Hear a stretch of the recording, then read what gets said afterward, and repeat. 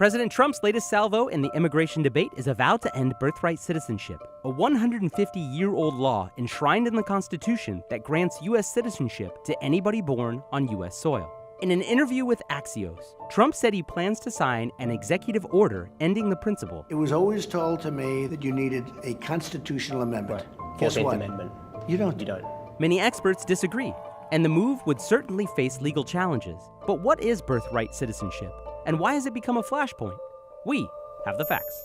Birthright citizenship was added to the Constitution in 1868. As the first sentence of the 14th Amendment, it states, "All persons born or naturalized in the United States and subject to the jurisdiction thereof are citizens of the United States and of the state wherein they reside." The amendment was designed to grant citizenship to freed slaves following the Civil War. It reversed the 1857 Dred Scott decision, in which the Supreme Court ruled that slaves were not citizens, but property.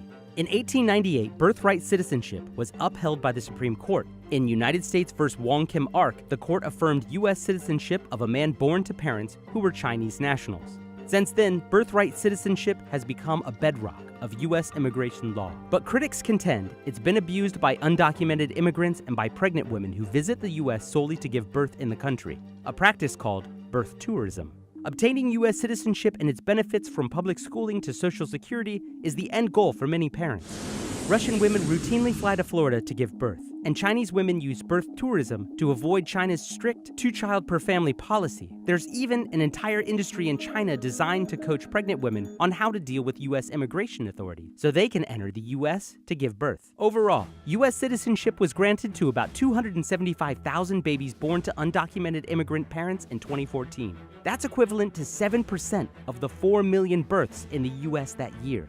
In the Axios interview, Trump incorrectly claimed the U.S. is the only nation in the world to grant birthright citizenship. Now, how ridiculous. We're the only country in the world where a person comes in, has a baby, and the baby is essentially a citizen of the United States for 85 years with all of those benefits. In fact, there are at least 30 countries that grant birthright citizenship, including the United States neighbors, Canada, and Mexico.